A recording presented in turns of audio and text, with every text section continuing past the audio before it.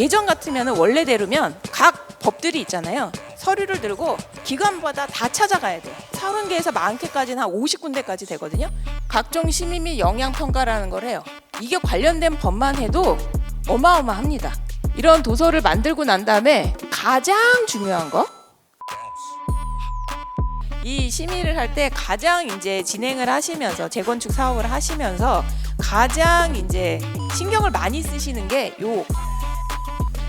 아니 그건 네 생각이지 내 생각은 달라, 우리는 이게 좋다고. 근데 받아주냐 안 받아주냐. 제가 오늘 그 말씀드릴 내용은 사업 시행 계획 인가와 변경입니다.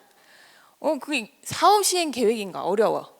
그냥 사업을 저희가 보통 한다 그러면 시행을 한다고 하잖아요. 사업을 시행할 때 저희 무슨 일이든 계획을 수립을 해야 되잖아요. 계획을 수립한 다음에 구청에다가 허가 같은 걸 받아야 된다. 그게 이제 법률마다 허가다, 인가다, 신고다, 뭐 승인이다, 뭐 이런 거 되게 복잡하게 있습니다. 근데 저희가 재건축이나 재개발을 할 때 쓰는 도시정비법상에서는 인가라고 법에 적혀 있습니다. 그래서 이 내용은 사업을 뭔가 하려면 계획을 수립을 한 다음에 그거를 인가를 받고, 사업을 하다가 뭔가 계획을 바꾸게 됐어요. 그러면 변경 인가를 또 받아야 된다.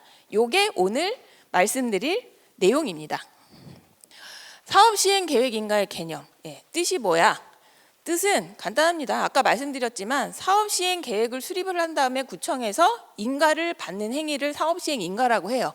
그러면 사업 시행 인가를 할 때 계획을 뭐를 수립을 해야 돼? 그러면 뭐 토지 이용, 건축 계획, 정비 기반 설치 계획, 기타 사업 시행 계획 막 이런 거를 막 수립하라고 법에 엄청 많은 문구로 적혀 있고요. 이게 이제 법, 시행령, 시행규칙, 서울시의 시조례, 시행규칙, 이렇게 5가지의 법률에 자세하게 나와 있습니다. 근데 요거를 준비를 하실 때에는 조합에서 다 하냐? 아니겠죠. 조합에서 할 것도 있고요. 그 다음에 저희가 건축 설계 용역을 주시잖아요. 설계사무소 입찰해서 선정하시고 설계사수 해야 되고요. 그 다음에 설계사와 더불어서 저희 도로도 만들어야 되고 공원도 만들고 막 해야 돼요. 그럼 그걸 설계하는 사람은 또 따로 있어요. 그런 친구들이 설계도 하고요. 그 다음에 제일 중요한 거, 저희가 이제 정비사업체라는 업체를 선정을 하시잖아요. 그러면 거기서 이제 조합에서 뭐 이 재개발을 할 때 돈이 얼마나 들어? 그 다음에 우리 세입자들은 어떻게 나중에 이주시켜야 돼? 뭐 이런 것들에 대한 계획을 여기에다가 다 서류로 만들어서 작성을 한 다음에 주민들한테 우리 계획 이렇게 수립했어요. 자, 어떻게 생각하세요? 동의하시나요? 이 절차를 반드시 거치신 다음에 이제 구청에다가 접수를 하시게 되는 거예요.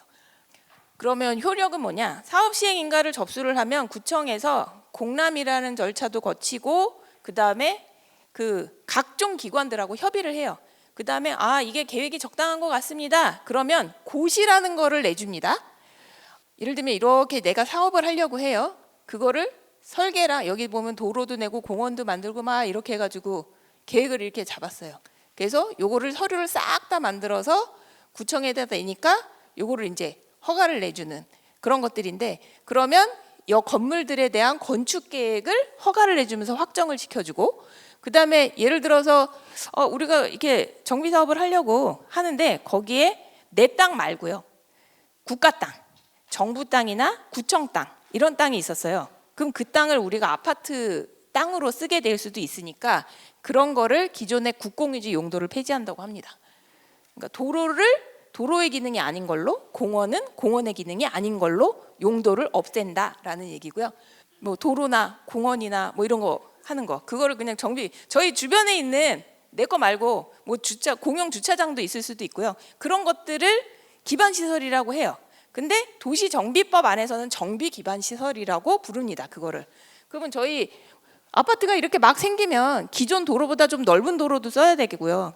그 다음에 주민들이 쾌적하게 쓰려면 공원도 좀 설치를 해야 되고요. 이런 거잖아요.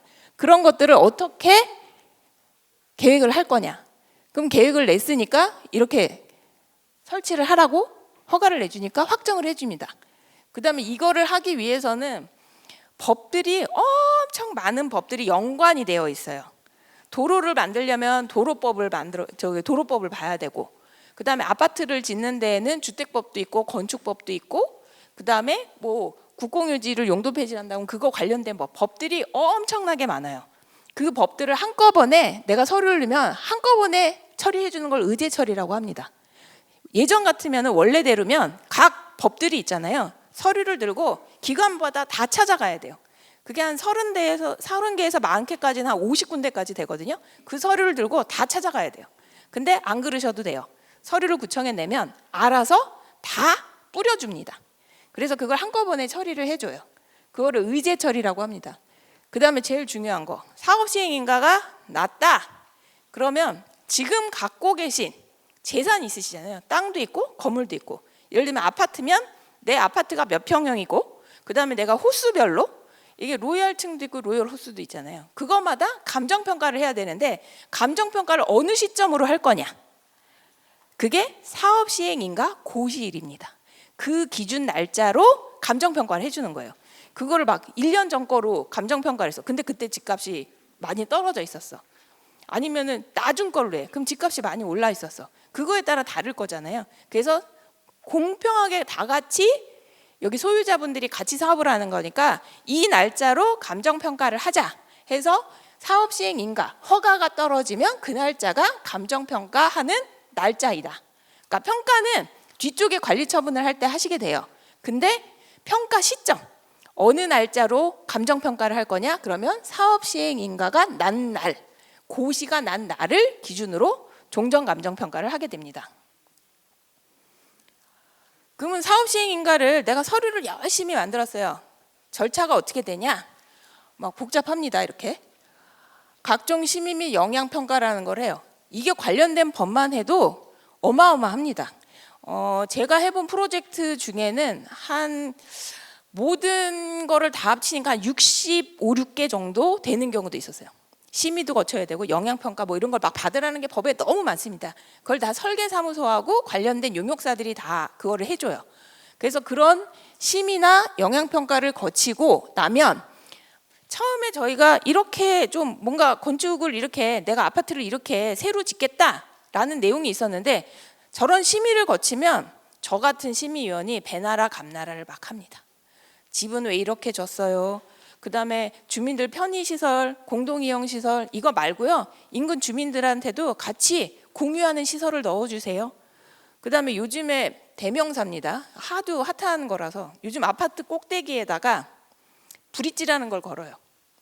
많이 고급 아파트의 대명사처럼 됐어요. 그래서 강변에 있는 아파트라든가 이런 데에서 막 겁니다, 위에. 그러면 주민분들 거기에 커뮤니티 시설이 들어가요. 근데 커뮤니티 시설은 내 거잖아요. 우리 주민들 건데요, 개방하라고 합니다. 너네들만 좋은 경치 볼 거야? 안 돼. 외부에 있는 주민들도 같이 보게 해줘? 개방해. 막 이런 조건들이 막 붙어요. 그런 게 이제 각종 심의에서 막 쏟아져 나옵니다. 그거를 다 반영을 해서 도면을 다시 작업을 하거든요. 정비계획은 여기다는 아파트를 저희가 한 1000세대 지을 거고요. 그러려면 높이를 저희가 한 35층으로 지을 거고요. 도로는 어느 정도를 저희가 내놓을 거고요. 공원은 어느 정도 설치를 할 거예요. 계략적으로. 이렇게 하는 게 이제 정비계획인데, 그 정비계획의 내용이 세부 설계를 하면서 바뀌는 거죠. 그래서 또 내가 설계한 거에서 각종 심의를 하면서 지적질을 막 해대니까 또 그 내용을 반영하다 보니까 도면이 바뀌었어요. 그러면 다시 한번 기정비구역 및 정비계획 결정사항 변경 처리 한번 뒤로 갔다가 다시 와야 되는 거예요. 요거는 이제 요것만 바꾸시기만 하면 돼요. 요거를 안 거치고 요거 결과를 도면에 반영한 다음에 다시 정비구역이나 정비계획을 한번 변경 처리를 하고 그 다음에 사업시행계획인가라는 작업을 하시는 거예요. 그럼 아까 말씀드렸듯이 사업시행계획인가 도서는 건축도서도 있고 도로공원에 대한 공사하는 도면도 있고, 그 다음에 자금계획서, 그 다음에 세입자 이주대책, 기타 등등등 뒤에 이제 쭉 목록이 있는데요. 그거에 대한 이제 서류들을 만드는 작업을 합니다. 이런 도서를 만들고 난 다음에 가장 중요한 거 동의서입니다. 동의서. 자, 저희가 이제 여기는 목동이니까 재건축을 하시잖아요. 그러면 재건축을 하게 되면 조합이라는 걸 만들어요. 그러면 조합에서 총회라는 걸 합니다. 이 총회를 안 거치고 인가를 접수할 수 없어요. 왜? 주민들이 같이 사업하기로 한 거잖아요. 그러니까 주민의 이제 대표격인 분들이 이제 조합 임원으로 계시지만 내가 일을 대신 해주는 거잖아요. 내가 일을 대신해서 계획을 이렇게 내가 만들었지만 주민들한테 보여드리고 우리 이렇게 할 건데 어떻게 생각하세요를 꼭 의사를 물어야 되는 거예요. 조합은 총회를 통해서. 그래서 법에서 가장 중요하게 구청에서도 처리를 할 때 중요하게 생각하는 건 이 동의서. 왜냐하면 주민분들이 뭐 예를 들면 재건축을 하기로 했는데 거기에 주민분들이 200세대, 300세대밖에 없어요. 그러면 되게 심플해요. 근데 여긴 단지가 크잖아요. 그럼 막 1000명도 넘고 막 이래요. 그러면 일일이 이제 불러가지고 한 장씩 동의서를 받을 수 있으니까 총회를 거치는데 총회를 할 때 누가 참석했는지 기재가 잘못되거나 누가 동의를 했는데 인원수를 잘못 카운팅했거나 그러면 그 동의 법정에서 그 법적 동의 요건에 미달을 하면 나는 충족을 한 줄 알고 접수를 했지만 나중에 다시 확인을 해보니까 동의율이 미달됐어요. 그러면 인가를 못 받거나 아니면 인가를 내가 구청도 카운팅했는데 맞는 것 같았어요. 근데 나중에 보니까 잘못된 거예요. 동의율이 미달이 됐어. 그러면 인가 냈던 거 취소. 그렇게 하면 다시 새로 시작하셔야 돼요. 그래서 주민 동의를 받는 게 사업 시행 전체 중에서 가장 중요합니다. 이 절차 중에서는. 그래서 동의를 받고 이걸 구청에 내죠. 신청을 합니다. 그러면 구청에서 아까 무수히 많은 기관에 뿌려요. 서류를 다 보냅니다. 그래서 의견을 물어요. 그 유관부서 협의라고 하고요. 그 다음에 이거 협의 의견인데 어느 과에서는 이게 설계가 좀 잘못된 것 같아요. 이렇게 수정해 주세요. 그러면 그런 내용들을 오면 협의 결과를 설계사무소에다 줍니다. 조합에도 주고. 그러면은 그 해당 업체들이 그거를 어떻게 수정을 할 건지를 그 조치를 해서 다시 제출을 합니다. 그러고 나서 공람 공고라는 걸 해요. 이렇게 유관부서 협의하고 조치도 한 내용을 갖고 주민들한테 다시 보여주는 작업을 하는 겁니다. 그걸 이제 공람이라고 해요. 그러면은 그 공람한 내용을 다 취합을 해서 또 주민들이 이견이 있다. 그러면 그게 합당한 이유면 그거를 반영해야 되고 그냥 나는 재건축이 싫어요. 이러신 분도 있어요. 그거는 이제 받아줄 내용이 아니잖아요. 그거는 의견 불채택. 이런 식의 과정을 거쳐서 이게 공람 의견 심사입니다. 그러고 난 다음에 최종 구청에서 인가를 내고 고시를 내줍니다. 여기까지 하면 이제 이게 인가를 받으신 거예요. 그러면 자, 아까 저 같은 심의위원들이 배나라 감나라 한다고 말씀드렸잖아요.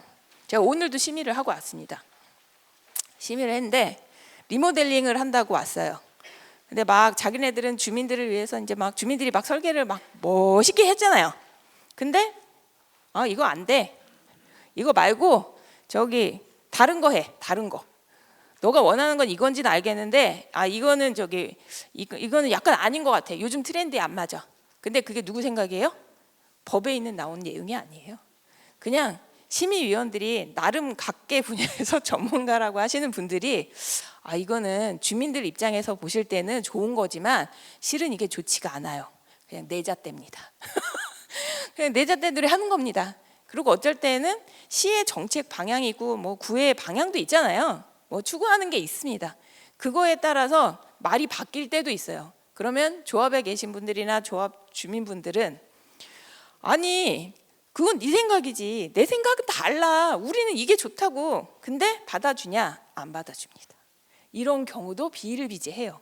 그래서 심의는 약간 제가 심의위원이 아니다 생각하면 귀에 걸면 귀걸이, 코에 걸면 코걸이인 경우도 있다. 그래서 마냥 내 생각대로만 사업은 할 수가 없다. 심의는 굉장히 정성적인 거예요. 그냥 생각, 나의 생각, 전문가들의 생각을 녹이는 작업이 심의예요. 그리고 물론 법에 맞냐 안 맞냐는 이미 접수를 하면 해당 구청이나 시청에서 다 검토를 해요. 그게 법에는 문제가 없어요.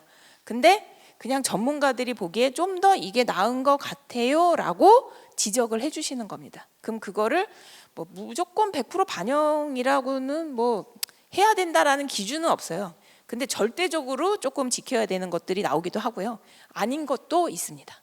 근데 아마 약간 부당하다고 느끼는 케이스를 접하시게 될 거예요. 이제 재건축을 하시게 되면. 그래서 이런 심의들이 무수히 많은, 제일 중요한 게 이제 하실 때 건축 경관 심의라고 하는데요. 건축 심의는 뭔지 아실 거예요. 건물을 어떻게 짓느냐라는 거고, 경관 심의라는 거는 주변에다가 내 아파트 질 거를 이렇게 올려놔요. 주변하고 어울려 안 어울려 이거.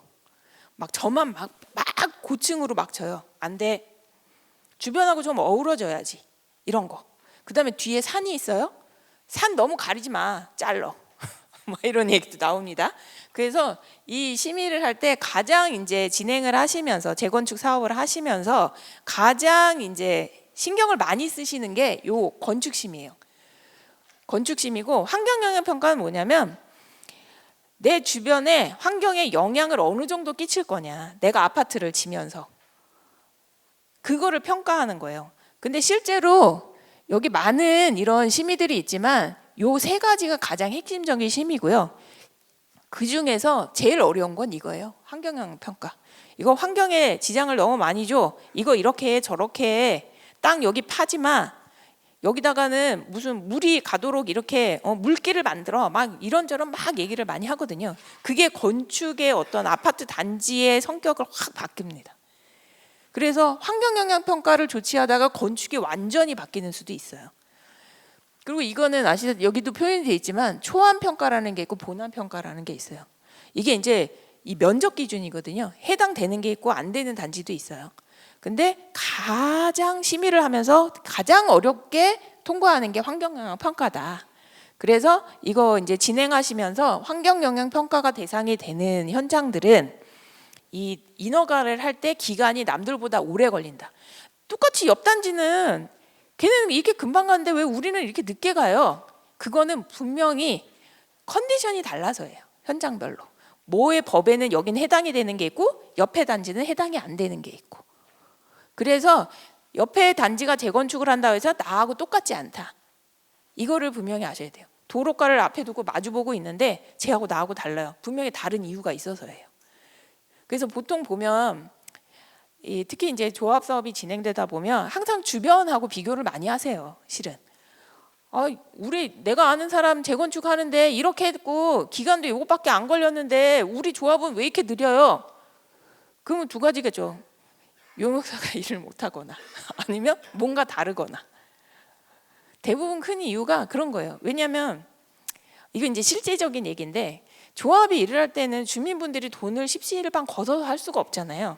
그러니까 외상거래를 많이 하십니다. 그러면 이제 생각해 보세요. 내가 장사를 하는데 외상거래하는 손님은 절대적으로 신용도가 높거나 아니면 그냥 어쩌다가 외상을 했는데 그 손님이 서비스를 돈을 많이 주는 데보다는 덜 하게 되잖아요. 그래서 조합 사업을 할 때는 일반적인 것보다는 속도가 좀 느리게 납니다. 그리고 사업 규모도 크기도 하고요. 그래서 항상 이제 뭐 이 사업 시행인가하고 상관은 없지만 항상 이 조합에서 주민분들하고 사업을 하실 때 중요한 거는 절대 다른 현장을 참고는 할 수 있지만 절대적으로 비교는 하시면 안 된다. 분명히 다른 점이 있어요. 그리고 조합 집행부가 능력이 있을 수도 있고 없을 수도 있고 다양한 게 있지만 그래도 조합 집행부도 누가 뽑았다? 우리가 뽑았다. 그러니까 서로 좀 이해를 하시면서 협심을 잘하지 않으면 스피드가 안 나요. 대부분의 조합들이 문제가 그런 거거든요. 처음에는 좋아서 조합장님을 뽑았는데 그분이 이게 생애 한 번이지 두 번 하시겠어요? 재건축 여기 사시면서 꾸는 없으세요. 조합원들의 꾸는 없습니다. 재개발 재건축에 꾸는 없어요. 저희처럼 업을 하는 사람 말고는 없기 때문에 조금 이해를 하셔야 된다. 예. 그래서 어떻게든 이런 복잡한 절차들이 있어서 스피드가 나기는 좀 어렵기는 합니다. 일반적인 사업보다. 예, 그래서 이렇게 각종 심의들을 거친 다음에 이 사업 시행 인가라는 걸 접수를 해요. 그 도서들을 많이 만들어서 그 다음에 처리들을 아까 막 해서 고시가 나고 그 다음에 뭐 이주하고 관리처분하고 해서 뭐 착공을 하고 그 다음에 이제 준공으로 가는 이런 과정들을 쭉 이제 거쳐요. 이 중간에는 관리처분이라는 거와 이주 철거 제일 중요한 그런 단계가 있죠. 그래서 어쨌거나 요런 사업 시행 인가를 접수하기 전에 이렇게 다양한 심의나 영향평가가 있는데 이거를 조합에서 체크하실 수가 없어요. 그러니까 설계사무소가 이거를 잘 체크를 해야 됩니다. 관련 내가 용역 준 그 용역사들이 공부를 무던히도 하고, 이게 이제 다들 이제 그 입찰 참여를 용역사 선정할 때 입찰 참여할 때는 나름 다 경력이 있죠. 그 회사는 경력이 있습니다. 근데 내 현장을 맡을 담당자가 실은 이런 업무를 많이 해봤는지가 중요해요. 실은 아마 이제 회사를 다니시거나 이래 보면 출중한 직원이 있고 덜한 직원들이 있잖아요. 그런 것처럼 여기서 이제 조합을 구성하시고 일을 하시다 보면 용역사들이 막 이렇게 입찰 참여를 해요. 그러면 막 자기네 이런 실적을 갖고 있습니다. 그 회사가 갖고 있는 거예요. 근데 이 현장을 맡을 직원이 그런 것들을 다 해봤느냐는 또 다른 문제예요. 그래서 제가 그냥 이렇게 말씀을 드리면, 어떤 용역사들을 선정하실 때 그 회사의 실적도 중요하지만 이 현장을 맡을 직원이 어떤 직원인지도 한 번쯤은 확인을 해보시는 게 도움이 되신다. 그게 절대적일 수는 없죠. 왜냐하면 회사를 선정하는 건데 그 직원이 어떤 직원인지 다 파악하기는 어렵지만 어찌하였거나 좀 좋은 직원을 데려다 쓰는 게 훨씬 이득이다. 굉장히 차이가 많이 납니다. 이쪽에 있는 일하는 친구들도 경험들이 워낙에 너무 달라서 그런 차이들이 많이 일어나요. 그래서 결국은 일하는 사람이 중요하다. 회사도 중요하지만. 그래서 설계사무소나 이런 업체들이 일을 좀 더 열심히 해줘야 된다. 그리고 이런 거를 알고 있어야 조합에서 요구할 수 있는 거예요. 이게 이제 좀 어렵기는 하지만 제가 그래서 이제 자료에는 좀 더 디테일하게 넣어드렸는데, 어쨌거나 이런 것들을 모르면, 제가 회사 사장이라고 쳐요. 근데 일을 몰라. 그럼 직원을 어떻게 부르겠어요? 일을 어떻게 하겠어요? 조합에 계신 분들이 잘 아셔야 돼요. 그리고 주민분들도 아셔야 조합하고 같이 뭔가 좋은 아이디어를 내실 때에도 아이디어를 내실 수가 있는 거죠. 자, 이런 심의 절차를 거쳐서 이제 도서를 준비를 합니다. 자, 그러면 크게 세 파트예요. 사업 시행 인가를 받는 거는 건축 도서, 건축 설계사무소가 만듭니다. 자, 그다음에 정비 기반 시설 관련 도서, 도로, 공원, 그다음에 무슨 청사 같은 것도 막 지래. 그럼 그런 것들을 이제 어떻게 설계할 거야? 그러면 각 도로 설계하는 사람 따로 있고요, 공원 설계하는 사람 다 따로 있습니다. 그거를 이제 설계하는, 건축물은 대신 이쪽에서 같이 할 수 있어요. 설계사무소에서. 그다음에 중요한 게 감정평가사가 필요합니다. 그냥 기존에 이제 지금 도서 만들 때 기존에 이제 발주된 용역사들이 있는데, 그거 말고 요 단계에서도 감정평가사가 별도로 필요해요. 이때 이제 선정을 하셔야 되죠. 그 다음에 나머지 서류를 이제 정비사업 전문관리업체, 기존에 선정했던 업체들이 이런 서류들을 쭉 준비를 합니다. 그 다음에 사업시행계획 관련 도서, 사업시행자인 조합이나 정비사업 전문관리업체나, 그 다음에 요거와 관련된 용역사들이 여기 쭉 나열된 배포된 자료에 있는 서류들을 각 파트별로 만들어요. 자, 근데 여기서 중요한 건, 이거를 제가 여기다 왜 구분해서 써드렸냐, 제가 이거를 이렇게 강의를 다니면서 조합에 계신 분들이 물어봐요. 저희 이거 지금 이런 절차를 진행 중에 있는데 정비사업체가 이 서류를 당연히 만들어줄 줄 알았는데 자기네 용역 범위가 아니라고 일을 안 해줍니다. 이거 누가 만들어야 돼요? 저희는 못 만드는데. 그러면 그것 때문에 또 새로 돈을 주고 일을 해야 되는 상황이 된 거예요. 그래서 이런 것들을 통해서 누가 어떤 일을 정확하게 할지를 처음에 용역을 줄 때 그걸 가름말을 잘 따셔야 되는 거예요. 근데 재건축은 생애 처음이다. 몰라. 그러니까 이런 교육들을 통해서 어떤 서류들이 이렇게 나중에 만들어질 건데 그걸 누가 만들지를, 그게 이빨이 빠지면 결국 어떻게 된다? 또 입찰해서 용역 또 주고, 아니면 또 해당 업체가 이거 만들려면 돈 얼마 듭니다. 또 돈 달라고 합니다. 그러면 이제 난리 나는 거죠. 이거를 또 총회를 해야 돼, 말아야 돼. 이거 하려면 또 하세월 걸려. 그러니까 그냥 대충 나중에 돈 주기로 하고 일단 만들어줘. 그러고 나서 소송이 붙습니다. 그래서 제가 여기다가 이걸 써드리는 이유는 이런 서류를 이렇게 만듭니다가 아니고요, 누가 무슨 일을 해야 되는지를 알려드리기 위함이에요. 그래서 조합은 내 조합원과 세입자 관리를 잘하는 데 신경을 쓰시면 되는 거예요. 나머지는 계속 이거는 네가 해, 이 일은 네가 해야 돼, 이거 가름말을 탈 수 있는 정도의 지식은 갖고 계셔야 된다. 왜? 누구 사업이다? 내 사업이다. 내가 생애 갖고 있던 이 집 한 채를 새 아파트로, 명품 아파트 단지에 아파트로 내가 한 채 받으려고 해. 그러니까 내가 내 재산권을 잘 방어해야 되는 거죠. 근데 조합 임원분들이 다 잘해줄 거라지만 다 똑같습니다. 입장은 다 처음 해봐요. 그러니까 십시일반 다 쥐어짜내서 지식과 지혜를 모으시는 방법밖에 없어요. 그래서 여기서 계획서 작성을 할 때는 법에 다 나와 있고요. 그 법대로 누가 어떤 일을 할 건지만 가름말을 잘 타시면 된다라는 내용이고요. 이렇게 이제 작성을 한 다음에 제일 중요한 게 뭐라 그랬어요? 동의를 받으셔야 한다. 근데 동의는 물론 정비사업체한테 OS 용어 풀어가지고 총회에 서면 동의서 진구도 해오고 또 총회에 적극적으로 10% 이상 참석해야 되니까 막 홍보해서 이제 오게 합니다. 일은 물론 정비업체가 하죠. 그렇지만 누가 설득하는 게 제일 편하다? 조합에 있는 분들이 각자를 다 설득하는 게 편하다.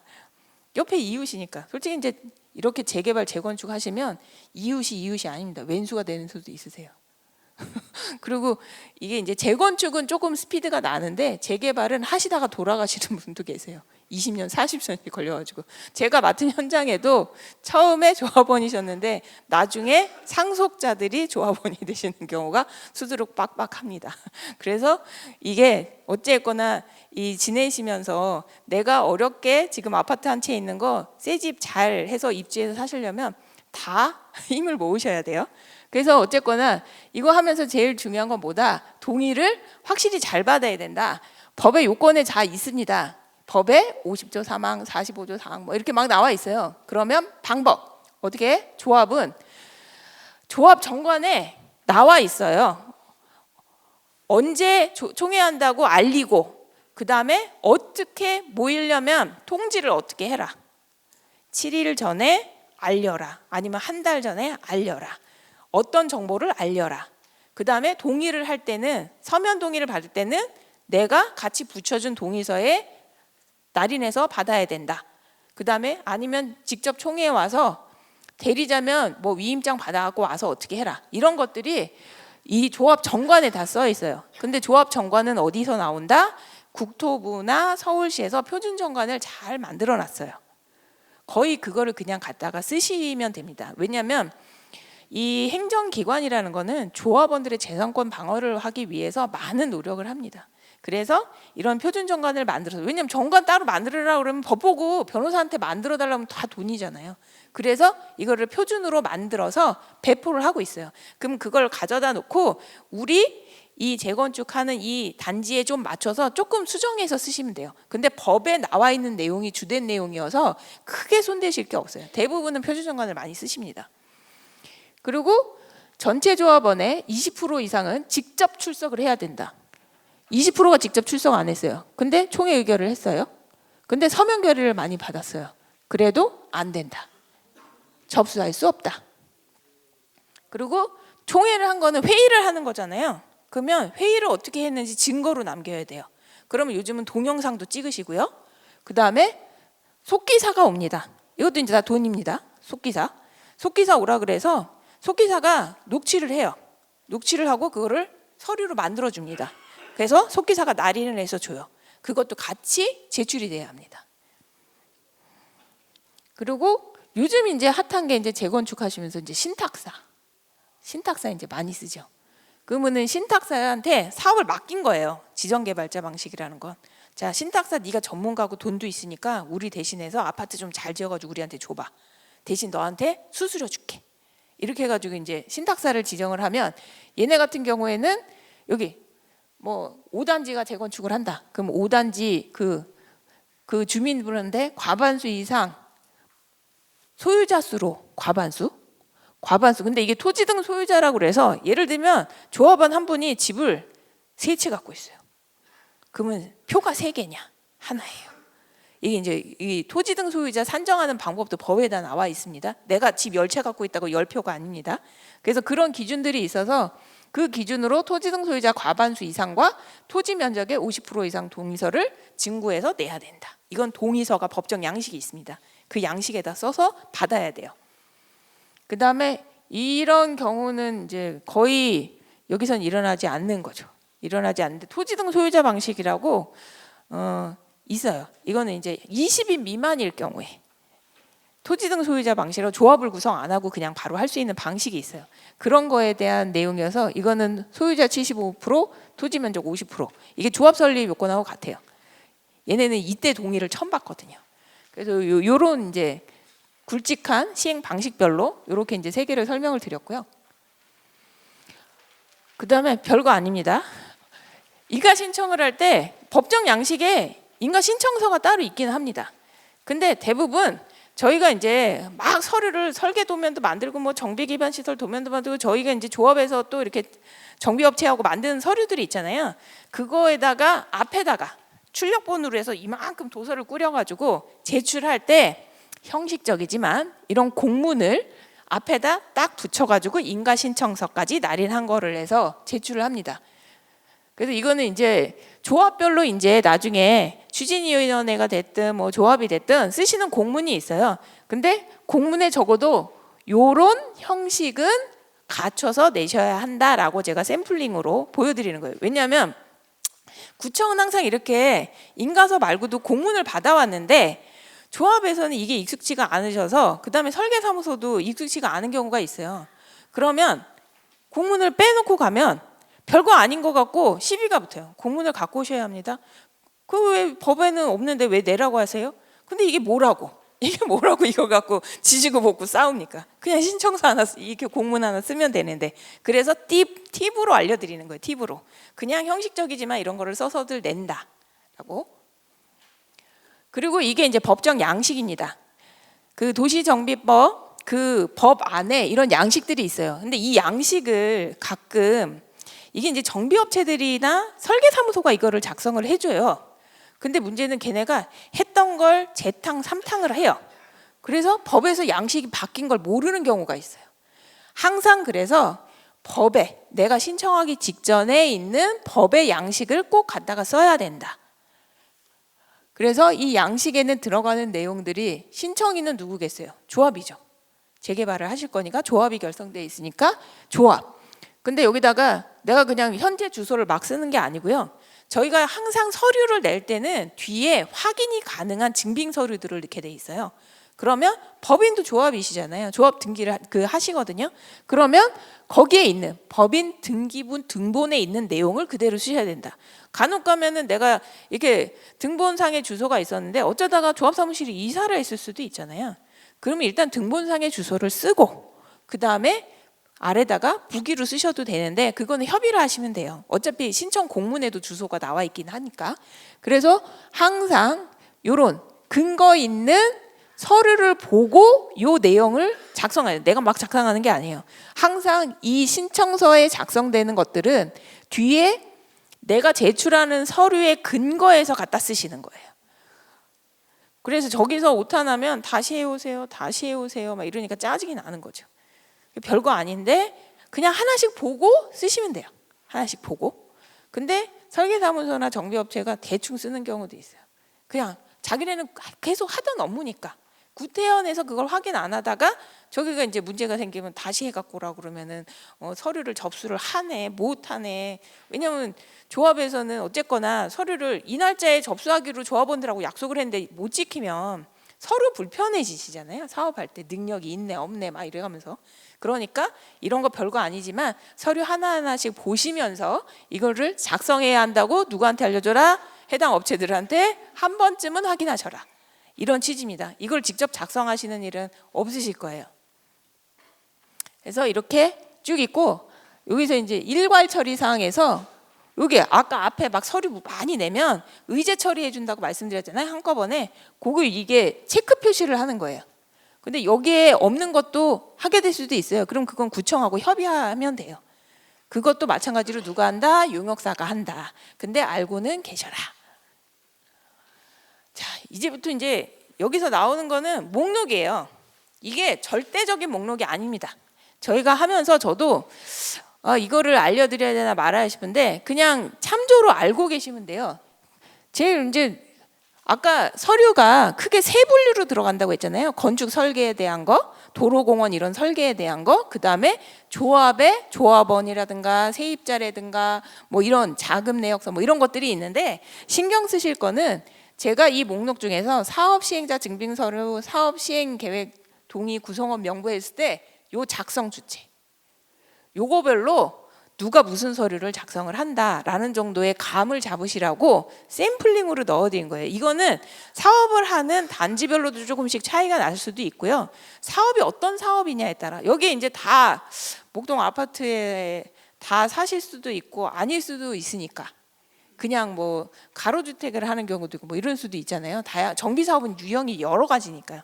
근데 요게 어쨌거나 절대 목록은 아니고 참조용으로 넣어드리는 거예요. 그래서 여기 사업자 증빙 서류, 뭐 사업 시행 동의 증빙 서류, 구성원 명부 이런 것들이 있고, 그 다음에 시행 계획에 대한 내용들, 여기서 이제 뭐 시행 계획서 뭐 이런 거는 그냥 쭉 그냥 치면 돼요. 그 중에서 신경 써야 되는 건 세입자의 주거 및 이주 대책. 세입자는 누구의 세입자일까요? 조합원의 세입자입니다. 그러면 누가 알 수 있어요? 조합원이 얘기해야 알 수 있어요. 근데 동의하시는 분들은 얘기를 하시겠죠. 미동의하시는 분들은 또 반대하시는 분 얘기 안 해줘요. 그럼 어떻게 할까요? 모르잖아요. 근데 이게 정확한 세입자의 그를 넣을 수가 없어요. 실은. 왜? 100% 동의를 안 하시기 때문에.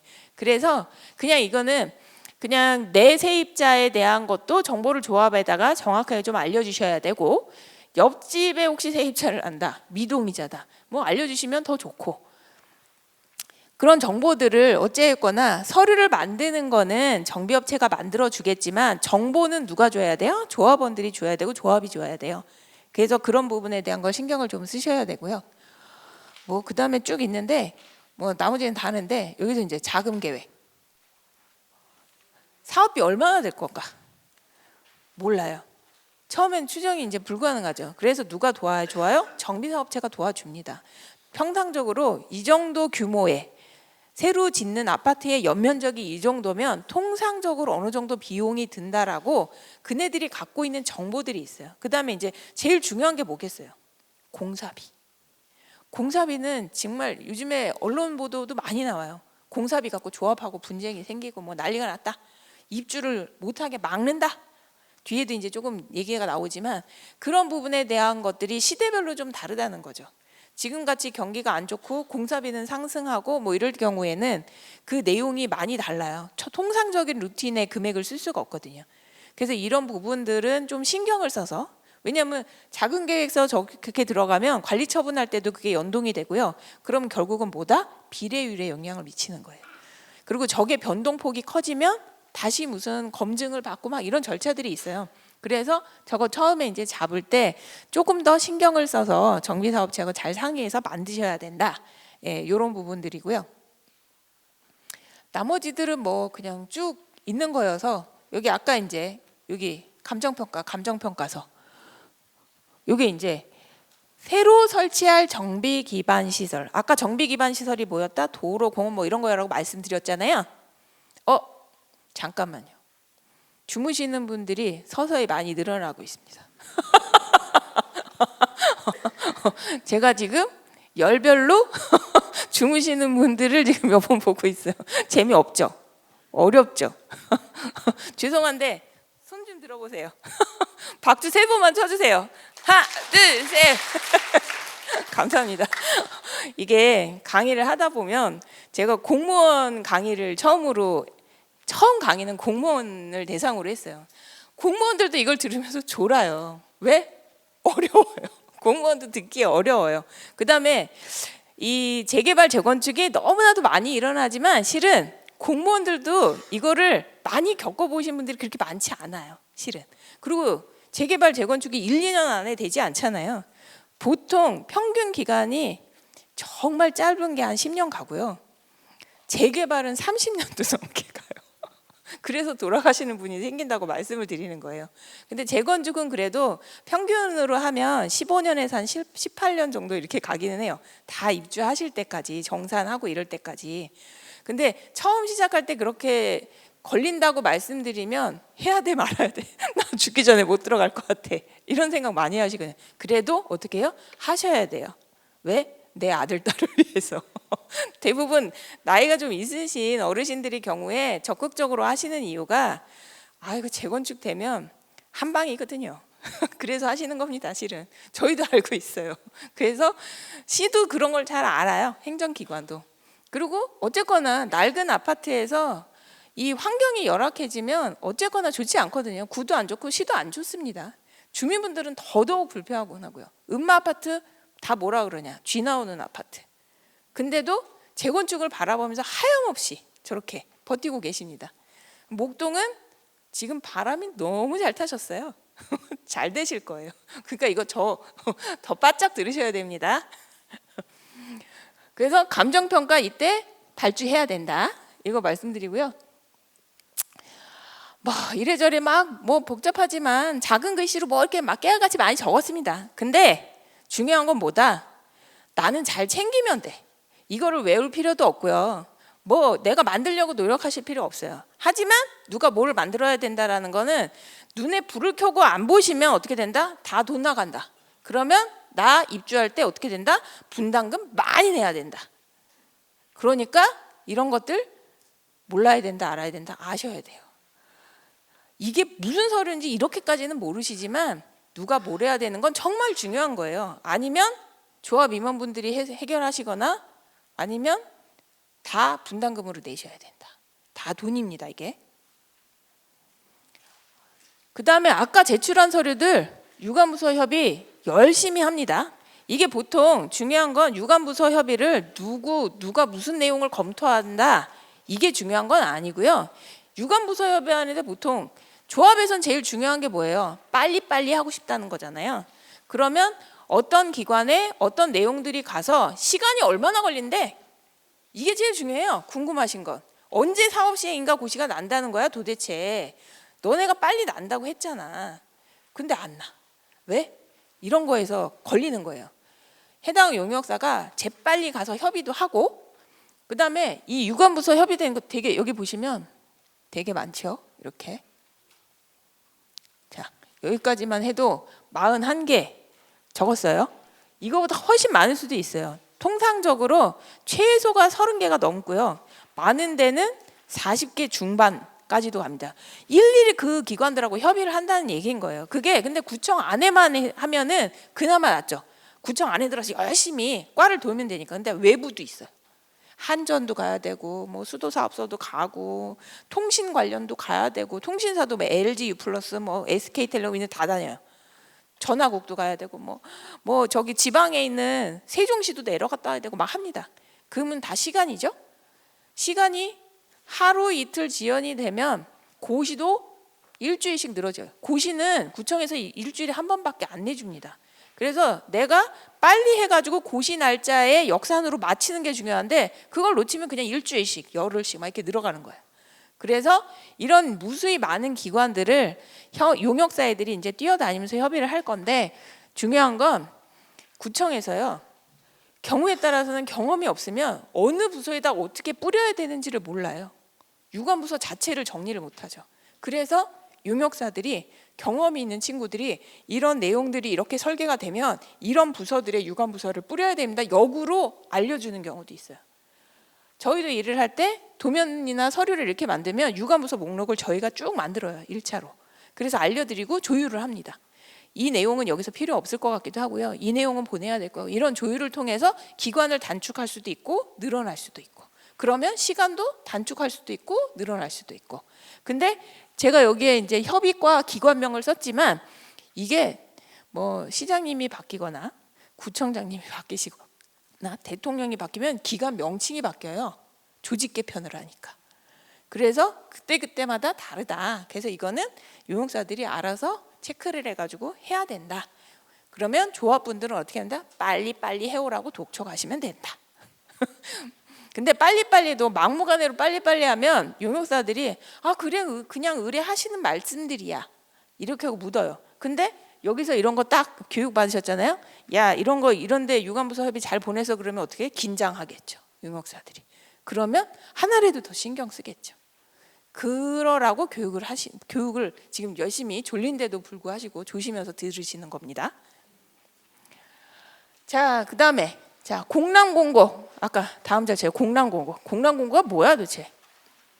공람공고란 이게 사업 시행 인가만 있는 게 아니에요. 매 절차마다 공람공고라는 게 이제 생깁니다. 그게 뭐냐면 주민들한테 총회도 하고 설명도 했어요. 했지만 관공서에서 다시 한번 알려주는 거예요. 주민들한테 알려드립니다. 근데 알리는 걸 어떻게 알리느냐? 공람공고문이라는 거를 작성을 해서 구청 사이트에 구보라는 데다 올리기도 하고 인터넷에 게시도 하고 그다음에 조합원분들한테는 서면으로도 보내요. 자, 이런 게 공람공고가 되고 있습니다. 법정 기간으로 14일 동안 합니다. 자, 오늘부터 게재를 했어요. 그 다음에 그 다음 날부터 카운팅을 해서 14일 이내에 자, 이거 보시고 내가 뭐 할 말이 있으면 하세요 라고 하는 게 공람공고예요. 그러면 찬성하시는 분들이 이런 거는 좀 이렇게 했으면 좋겠어요. 반대하시면 이 재건축은 말도 안 됩니다. 하지 마세요. 막 이런 의견도 내고 막 오만 얘기를 이제 쓰십니다. 그러면 그거를 갖다가 이렇게 공람공고라는 거를 이렇게 이제 올리거든요. 이 인터넷으로 올립니다. 이렇게 개별로 이렇게 발송하는 건 아니고요. 이렇게 이제 만들어요. 그러고 난 다음에 아까 의견 채택한다 그랬죠. 재건축을 반대합니다. 불채택. 막무가내로 반대하는 건 안 돼요. 근데 이게 우리가 이거 처음에 준비하면서 절차적으로 조합에서 이런 거를 실수한 것 같아요. 그거를 좀 알아봐 주세요. 막 이런 거 있잖아요. 이런 내용들은 치명적일 수 있어요. 왜? 조합에서 일하다가 뭘 잘못한 거 아니야? 그러면 나중에 소송 붙으면 큰일 나지. 그러니까 그런 거는 더 들어보는 거예요. 그래서 공람 의견을 이렇게 막 쓰면 영양가 없는 의견도 있지만 영양가 있는 것도 있을 수도 있다. 있을 수도 있다. 그거를 이제 채택을 하면 그 기아가 주신 의견은 이렇게 저희가 심사를 해봤는데 이러이러해서 이거는 영양가가 없어가지고 이제 채택을 안 하게 됐습니다. 뭐 통지를 해주거나 이렇게 합니다. 아니면 이건 좀 합당하니까 조치를 한번 해봐라고 조합에다가 알려줘요. 그럼 이제 조치를 어떻게 하겠다 뭐 이런 걸 하는 거죠. 자, 그렇게 해가지고 공람까지 이제 끝나면 자, 인가를 내야 되는데 이건 이제 구청에서 무슨 일을 하는지예요. 구청에서는 아까 이거 사업 시행인가 하기 전에 각종 심의를 하는데 그 이전에 뭘 한다 그랬어요? 정비구역 지정 정비계획이라는 걸 수립 큰 틀에 여기는 건폐율이 얼마고 용적률이 얼마고 그다음에 뭐 기부채납 같은 건 무슨 시설을 하기로 했고 건축물의 높이는 어느 정도 하기로 했고 뭐 용적률은 얼마고 뭐 구구절절 뭐 이렇게 하는 게 있어요. 그거에 대해서 그런 걸 잘 준수해서 설계를 했느냐 그런 것들을 이제 보는 거예요. 그게 이제 어려운 용어지만 정비구역 우리가 이제 뭐 3단지가 재건축을 한다 그러면 3단지가 정비구역이 되는 거예요. 재건축 구역. 그 구역이 잘 맞게 도면에 반영됐는지 그다음에 정비 계획이라는 걸 내가 그 전에 결정을 해줬는데 그런 결정에 맞춰서 건축 계획 같은 거를 잘 수립을 했는지 그런 것들을 체크를 하고요. 그다음에 여기 이제 인센티브라는 어려운 용어가 있습니다.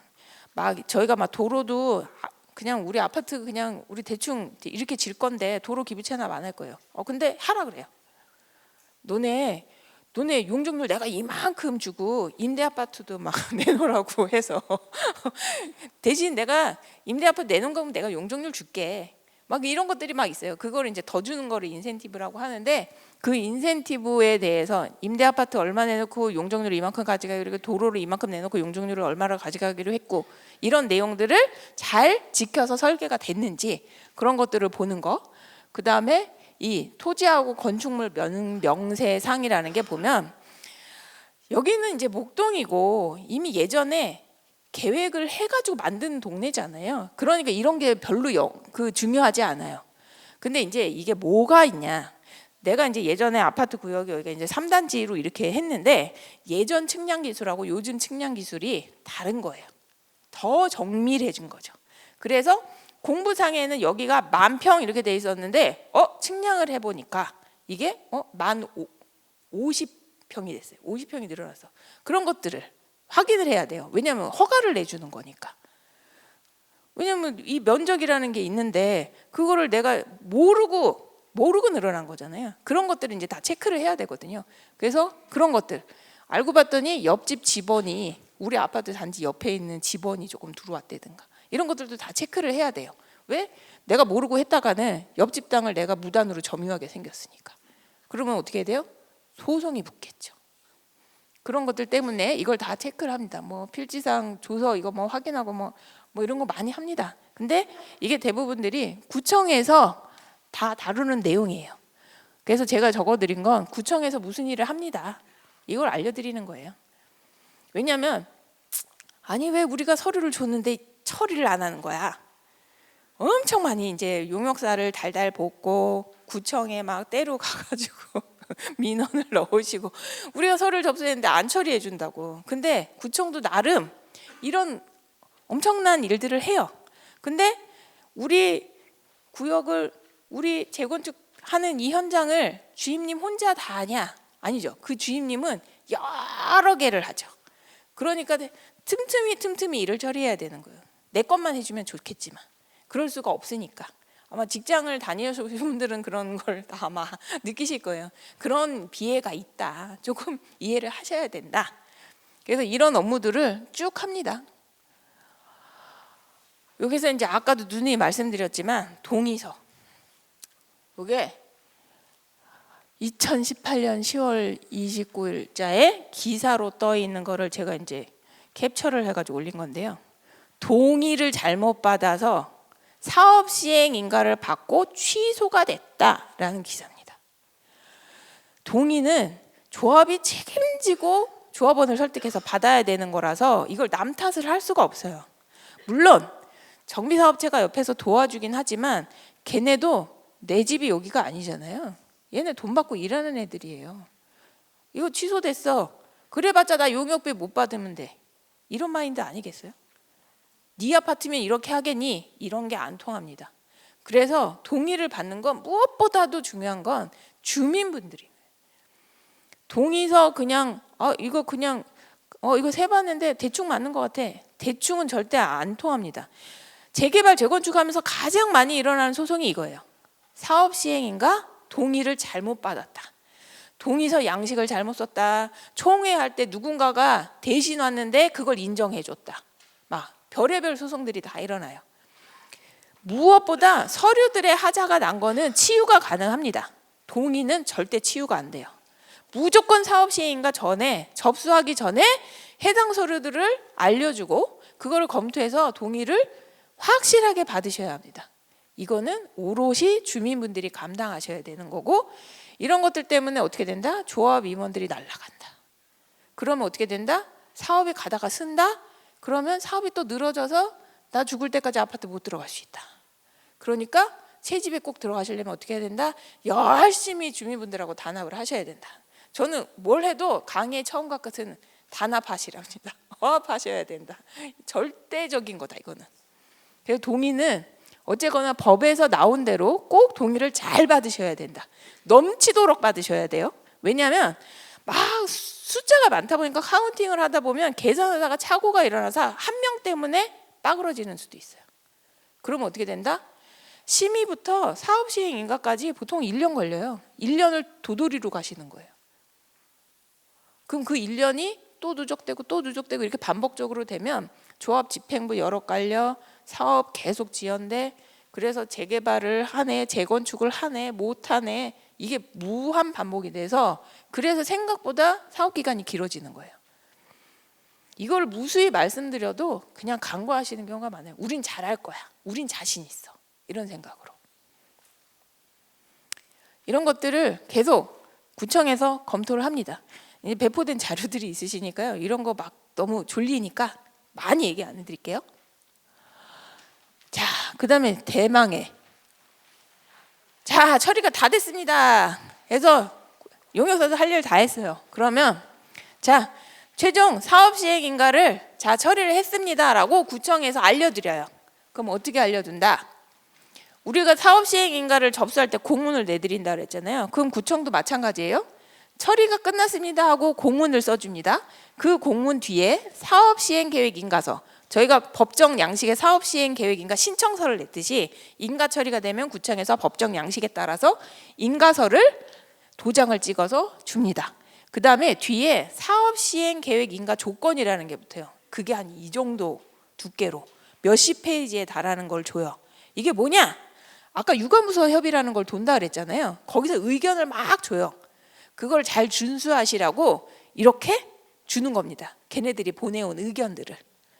그거를 인가 조건문이라고 위에 타이틀이 되어 있어요. 그거를 주고 그 다음에 고시가 날 겁니다. 라고 이제 구청 인터넷 사이트에 이제 구보라는 거에다가 이제 올려줄 건데 그 고시문을 같이 주고 그 다음에 이 허가 같은 걸 받으시면 이런 무슨 채권을 사라, 면허세 고지서 뭐 이런 고지서들이 관계 법령에 따라서 부과되는 것들이 같이 딸려옵니다. 그러면 그걸 이제 언제까지 내셔라, 뭐 준공할 때까지 내라, 뭐 착공 전에 내라, 뭐 이런 것들이 있어요. 그런 것들이 같이 오고 그 다음에 중요한 거 수용 또는 사용할 토지 건물 및 소유권 이의 권리 명세서. 이게 뭐냐면 그냥 재건축하는 그 안에 몇 동 몇 호 누구, 몇 동 몇 호 누구 이거 그냥 쭉 있는 거예요. 그러면 이게 어디다 왜 수용 또는 사용하리라고 돼 있느냐? 관련법에서 되어 있는 지정된 타이틀이고요. 이게 이제 재건축이시니까 수용으로 가실 건 없어요. 재개발은 수용이라는 절차를 하고 재건축은 매도 청구라는 거를 하죠. 반대하시는 분들은. 그래서 요 내용은 지금 제가 이제 정비사업 시행 계획에 대한 내용이었기 때문에 요거 있는 건 재개발에만 해당이 되는 겁니다. 요걸 이제 같이 줘요. 만약에 반대하는 사람이 있으면 사업 시행인가 받고 나서 요 조서 안에 있는 사람들은 계속 반대를 하거나 뭔가 뭐 그런다. 그러면 수용할 수 있어. 라고 그 이 조서에 없는 것들은 수용을 못 해요. 자기가 미스로 만약에 저걸 잘못 작성했다. 못 하는 거예요. 그럼 사업 시행인가 다시 받아야죠. 누락돼 있으면. 그리고 임대주택 대상자 명부. 여기에 이제 임대대책자 내가 여기 있으면서도 불구하고 임대주택 대상자가 될 수도 있고 세입자도 대상자가 있고 그래서 세입자 뭐 이런 거 줘서 만들고 하는 게 다 이런 거예요. 이런 거 확인하려고.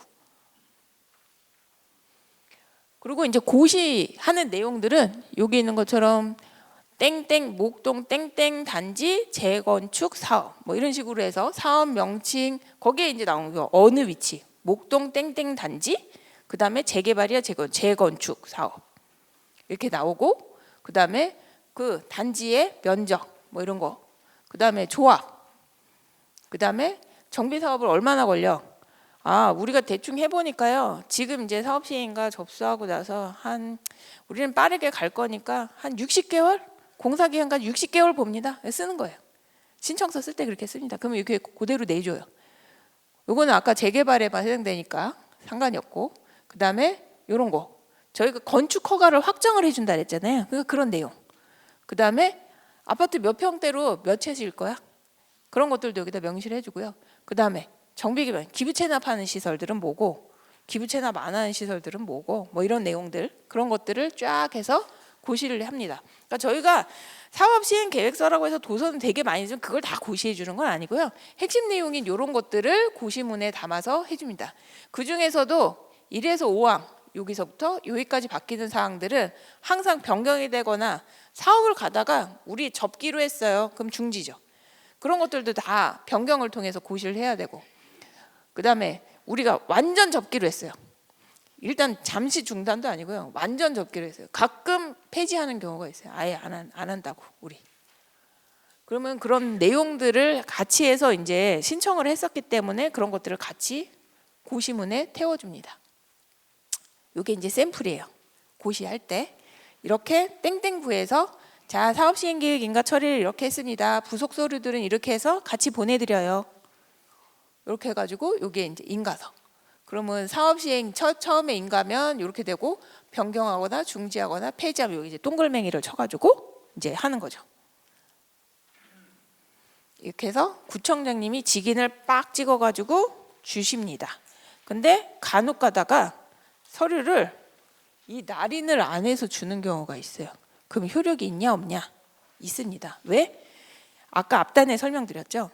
이 사업 시행 인가라는 거는 그냥 이거 서류만 받는다고 효력이 발생하는 게 아니에요. 반드시 인터넷 구보에 게재가 돼야지만 효력이 발생. 이거 처리해놓고 인터넷에 안 올려줘요. 구보에 안 올려주잖아요. 처리가 안 되는 거예요. 그래서 빨리 거기에 올려달라고 하셔야 되는 거예요. 그래서 이 가끔 도장이 없어도 그게 뭐 효력에 문제가 있는 건 아니다. 그러고 나서 이제 고시문은 이렇게 이제 작성이 됩니다. 쭉. 제가 이제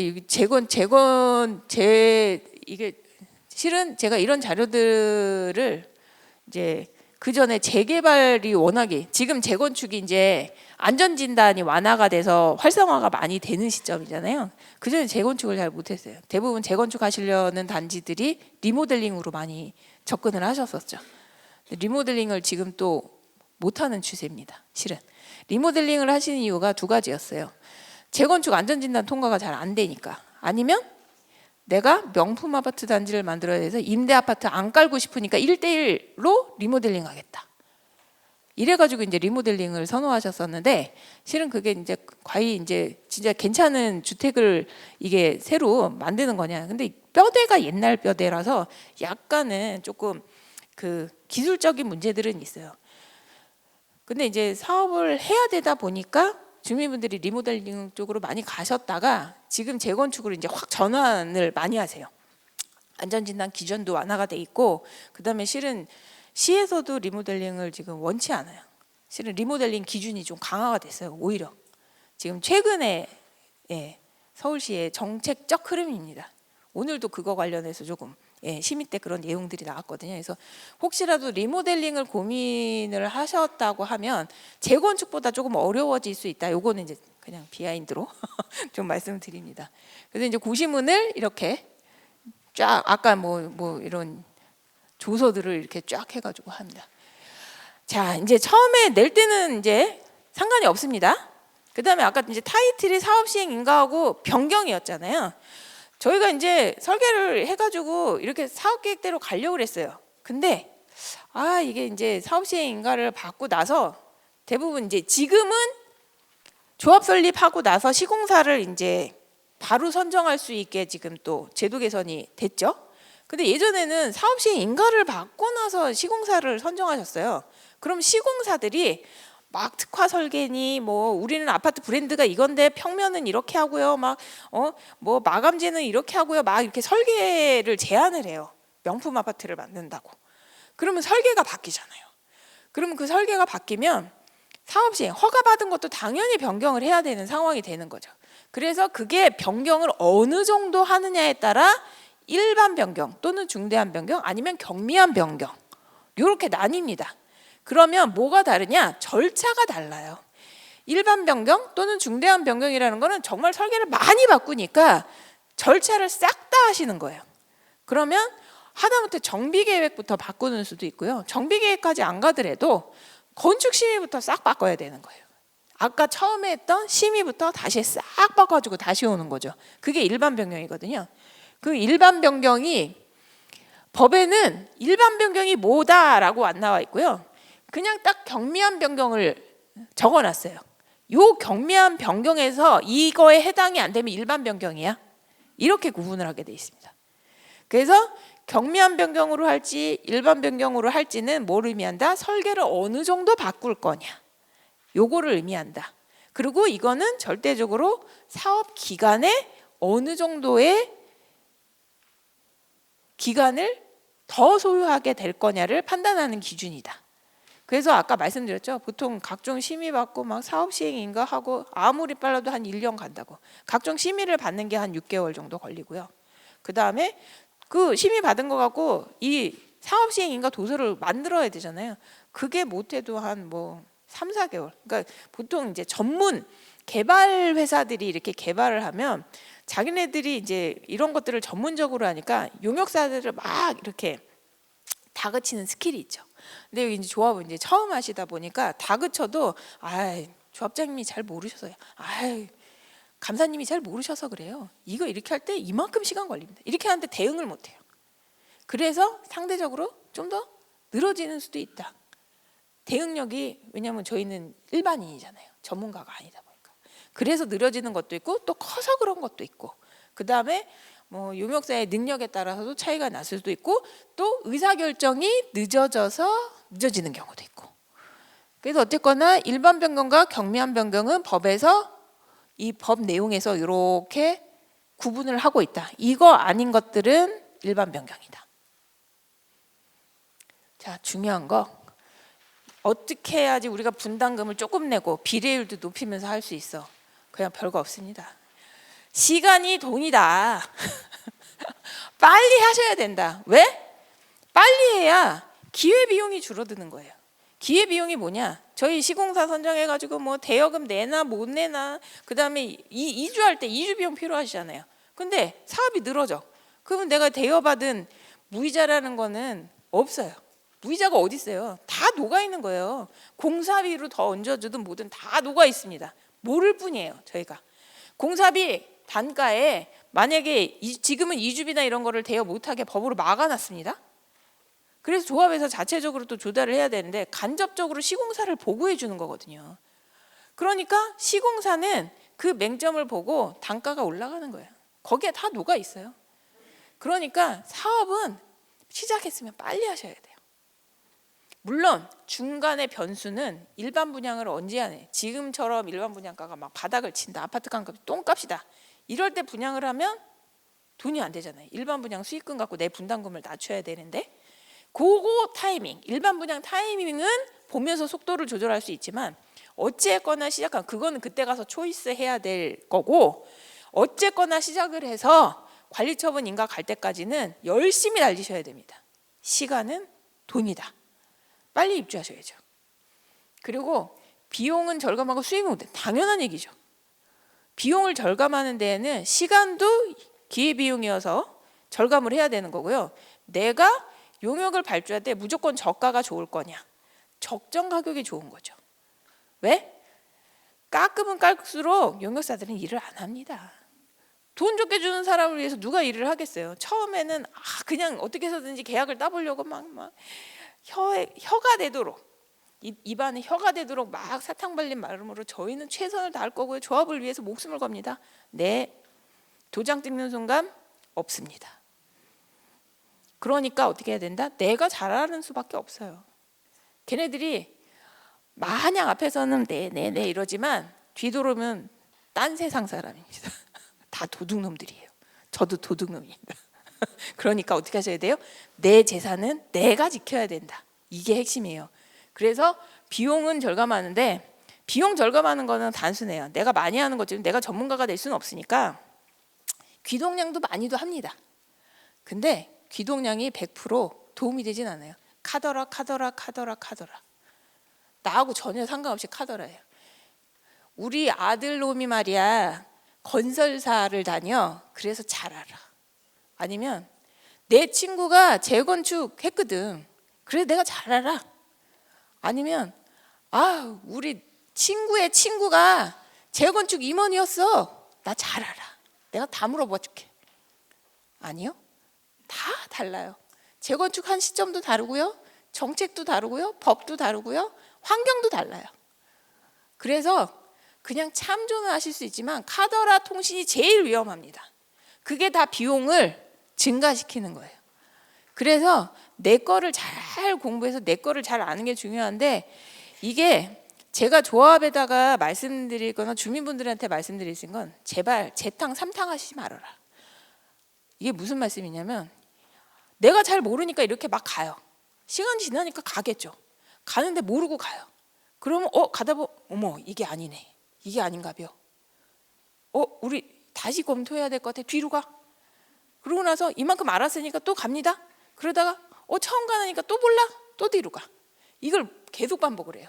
그게 5발 갔다가 한 발 퇴보, 5발 갔다가 한 발 퇴보하면 내가 5발을 못 간 게 되는 거죠. 10발을 못 간 거예요. 그러니까 이런 요즘 시나 자치구에서 교육을 많이 시켜드리는 이유는 그거예요. 아셔야지 사업도 매끈하게 갈 수도 있고요. 돈을 절감할 수 있기 때문이에요. 그전에는 이런 교육이 없었어요. 없으니까 모르시는 거예요. 그러니까 카더라 통신만 믿고 막 갑니다. 그랬더니 아니야. 그래가지고 막 분쟁만 막 생깁니다. 그러고 나서 막 하소연을 하지만 누가 들어줘요? 안 들어줘요. 너네가 했잖아. 너네가 이때까지 했잖아. 근데 왜 우리한테 그래? 구청도 해결 못하고 시에서도 해결 못해요. 중재는 해줄 수 있죠. 저희 같은 저도 이제 서울시 코디네이터이기도 한데요.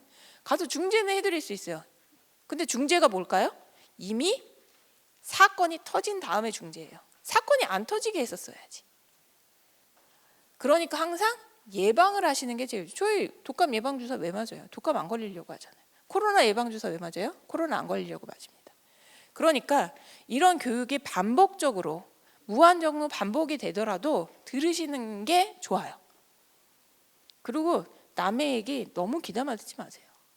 그 사람이 내 집을 수호해주고 보호해주지 않고 내 재산을 방어해주지 않습니다. 내가 잘 알아야 되는 거예요. 근데도 내가 너무 잘 알아. 그래가지고 조합 임원들을 막 불신해. 그러면 또 안 되십니다.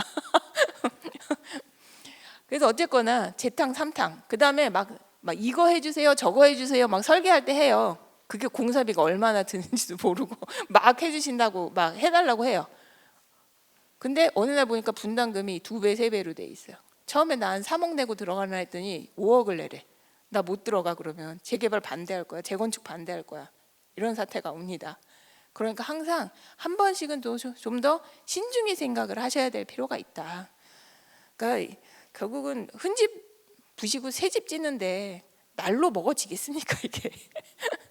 목동에 진짜 새 아파트 하나 받는 게 쉬운 일은 아니잖아요. 평생에 한 번 그런 아파트를 목동에 못 들어와서는 저도 목동 못 삽니다. 저도 저 고양시에 삽니다. 그러니까 내 재산권은 내가 잘 지켜야 되니까 어쨌거나 이런 거 별거 아니지만 이게 굉장히 중요한 거예요. 단순하지만 진리다. 그 다음에 이제 여기는 해당이 없으실 것 같아요. 재건축인 현장에 무상용도 뭐 이런 거 받을 게 없으니까 해당이 없는데요. 그 다음에 계약 관리. 요즘 뻑하면 터집니다. 재개발 조합, 재건축 조합이 시공사하고 분쟁이 터지고 고덕 저쪽 막 이런데 지금 막 입주하고 있는데 롯데건설하고 분쟁이 생겼다. 공사비 정산을 안 해주니까 우리 입주 못하게 막겠다. 최근에도 서울시에서 2군데 현장에 파견이 나갔어요. 저희 같은 코디들이. 공사비 너 진짜 이렇게 증액된 거 맞아? 그 다음에 조합은 무조건 안 준다. 왜? 안 준다가 아니고 처음에 구두로 약속을 하신 거예요. 아까 우리 옵션 이거 하나만 해줘. 나중에 돈 줄게. 근데 의사결정을 안 받았어요. 총회 결의를 받으셔야 되는데 총회 결의 받자는 시간도 너무 걸리고 머리가 깨질 것 같아. 그러니까 일단 구두로 해달라고 한 거예요. 시공사는 그 말을 믿고 공사를 했습니다. 근데 나중에 조합이 배를 잽니다. 그러면 어떻게 해요? 키를 안 줘요. 그거는 자기가 할 수 있는 최선의 방어책입니다. 입주하셔야 되는데 키를 안 줘요. 입주를 못해요. 막 컨테이너로 막아요. 현장을. 단지 출입구 이사 못 오게. 이런 현장이 지금 있어요. 지금 서울시에 접수된 게 4번째 건이 접수가 돼 있습니다. 지금 계속 나갈 판이에요. 저희 같은 코디들이 그걸 중재하러. 실제 공사비가 그렇게 든 건지 아니면 그냥 이런 거죠. 야, 요거 이렇게 양보하고 서로 양보해서 요만큼 주고 퉁치자. 그런 거 하러 갑니다. 그래서 중요한 건 지금 이제 더 문제가 조합 설립을 하고 난 다음에 시공사가 들어오면 설계된 게 없잖아요. 그럼 계략적인 걸 갖고 공사비 평당 어느 정도 할 겁니다라고 해서 계약을 해요. 근데 조합에서는 실제 뭘 보고 계약을 해요? 시공사를 보고 계약을 하는 거죠. 우리 삼성 레미안 살고 싶어요. 대우 푸르지오 살고 싶어요. 뭐 이런 거. GS 자이 살고 싶어요. 뭐 저기 현대건설의 H 뭐 이런 거 다 살고 싶어요. 브랜드가 막 천차만별이고 우리 명품 아파트 살아야 되니까 브랜드도 명품이어야 돼요. 그러려면 시공사를 잘 선택하셔야 되는 상황이잖아요. 그러면 도면이 제대로 된 게 없으니까 원래는 저렇게 허가가 나면 허가된 거 보고 일일이 다 이렇게 공사비를 산정을 하거든요. 그렇게 해도 나중에 차이가 발생을 해요. 왜냐면 도면이 그렇게 디테일하지 않을 수 있거든요. 근데 도면도 없는 상태에서 평당 얼마 퉁쳐가지고 계약을 해요. 그때는 좋았죠. 왜? 브랜드가 뭐니까. 근데 나중에 가보니까 설계를 막 우리 현대는요 H가 최고 명품 아파트거든요. 그래서 막 고급 막 마감재 바르고 막 이래야 돼요. 좋죠. 그게 공짜가 아닌데 그땐 좋습니다. 그러고 나서 나중에 다 설계하고 허가받고 나서 공사비를 딱 해니까 너무 차이가 많이 나는 거예요. 그래서 마냥 지금 이제 조합이 아까 할 때 외상 거래를 많이 할 수밖에 없는 구조, 돈을 어디서 끌어올 수 없는 구조, 이 구조 때문에 시공사를 앞단에 다시 선정하게끔은 해주고 있는 거예요. 근데 문제는 또 공사비에 대한 이슈가 또 생길 거다. 그건 언론 보도상에도 시공사에서도 지금 그걸 우려하고 있는 거예요. 내가 들어가는 건 좋아. 우리 선정되는 건 좋은데 나중에 우리 이렇게 해서 싸우기 싫어. 왜? 이런 분쟁이 일어나는 건요, 대형은 잘 안 일어나요. 이미지 때문에. 자기 이미지 관리해야 되거든. 근데 중소건설사들, 사업성이 만약에 아파트 단지가 사이즈가 애매해서 대형 건설사가 안 붙어. 그러면 차순위로 넘어가실 거잖아요. 그런 시공사들은 약간 다를 수 있어요. 그래서 이게 한편으로는 조합 설립 인가 이후에 시공사를 선정하는 게 굉장히 좋을 수도 있지만 아닐 수도 있다. 그거는 알고 사업을 하셔야 된다. 예. 그래서 어찌하였거나 이 공사비가 가장 이슈죠. 뭐 아파트 질 때 가장 비용을 크게 쓰는 거니까 이 부분에 대한 거는 어찌하였거나 초기에 어쩔 수 없이 시공사를 선택할지어도 하더라도 계약서를 어떻게 잘 쓰실 건가는 솔직히 돈이 없지만 그래도 쥐어짜서 변호사 자문도 좀 받으시고, 예, 주변에 재개발 재건축 전문 변호사님들 많이 있어요. 요즘은 워낙에 재개발 재건축이 많이 됐기 때문에 그런 변호사님들 찾으셔서 자문은 꼭 받으세요. 그냥 돈 없고 뭐 이거 그냥 일단 하고 좋은 게 좋은 거잖아요. 처음에 시작하면 좋은 게 좋아요. 그냥 막 합니다. 근데 나중에 머리 깨지십니다. 그래서 이제 막 서울시에다가 막 민원 넣고 구청에 해결해 주세요. 막 이렇게 상황이 돼요. 그래서 이런 게 굉장히 뼈저리게 와닿으실 수 있어요. 충분히. 그래서 이런 것들을 조금 꼼꼼히 살펴보셔서 사업을 하셔야 한다. 자, 사업 시행 계획 인가를 받지 않고 사업을 하는 자. 아까 분명히 그런 절차를 거쳐서 사업 시행 인가를 받아야 된다고 했잖아요. 이런 경우는 거의 없죠.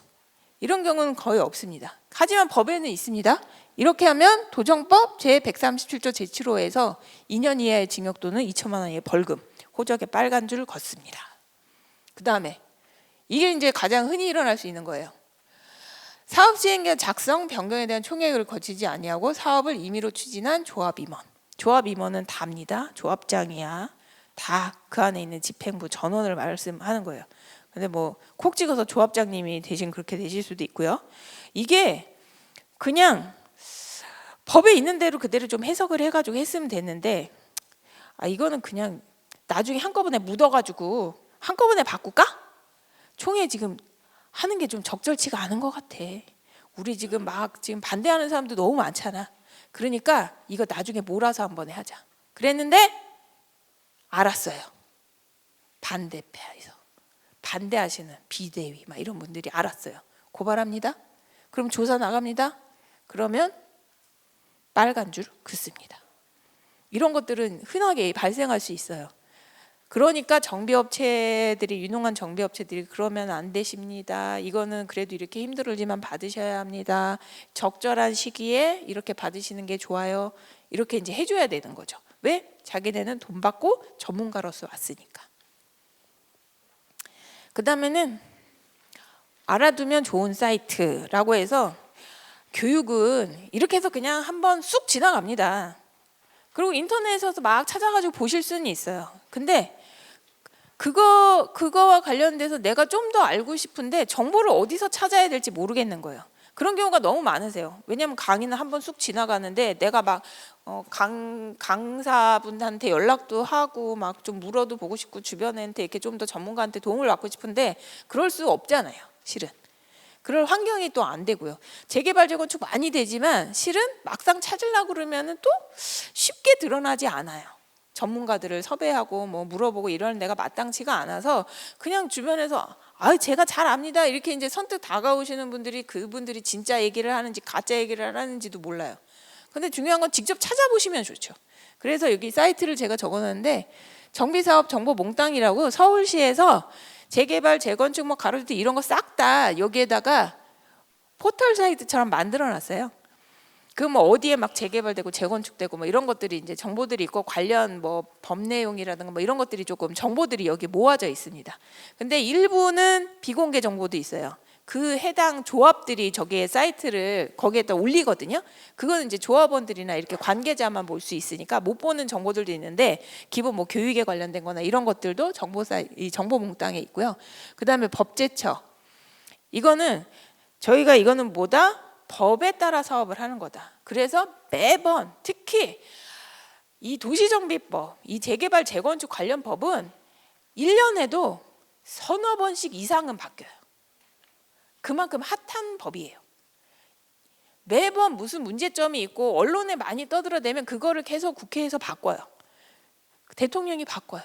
그러니까 전날 이런 법이었대, 다음날 갔더니 아니야. 이런 경우도 있어요. 그러니까 항상 이 법제처 사이트에 가서 법을 항상 새로 조회해서 보시는 게 가장 안전하다. 그 다음에 서울시 법무행정 서비스는요, 서울특별시, 아까 제가 말씀드렸죠. 법은 법령 규칙이 있고요. 그 다음에 서울시 조례에서 따로 조례 시행 규칙이 있어요. 그러면 요거는 법제처는 법에 대한 실제 법, 시행령, 시행 규칙을 다루는 거고요. 여기에 있는 서울시 법무행정서는 서울시 조례, 서울시 시행 규칙, 요거를 여기서 공개를 하고 있습니다. 그 다음에 토지 이용은요, 저희 막 서류 발급할 때 보면 토지 이용 계획서 뭐 이런 거 막 있어요. 그거 돈 주고 막 발급해서 보실 필요 없이 여기 사이트에 들어가시면 조회가 가능해요. 그럼 건축물 현황 이런 것도 여기서 다 나와요. 그리고 요거는 제가 강추합니다. 강력하게.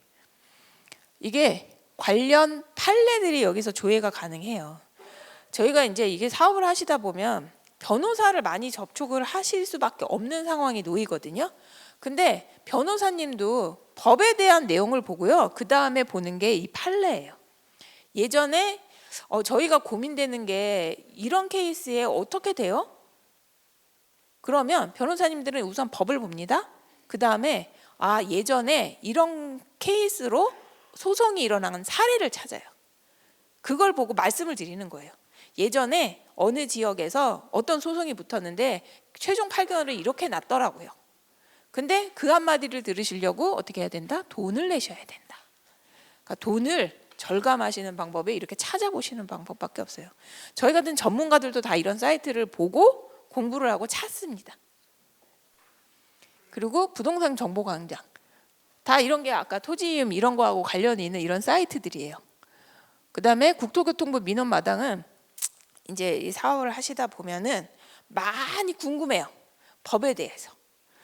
내가 이렇게 법에 분명히 뭐뭐뭐뭐라고 써 있는데 그 뭐뭐뭐뭐가 뭐뭐뭐인지 모르는 거예요. 그러다 보니까 어떻게 해야 된다? 이걸 어떻게 해석해야 돼요?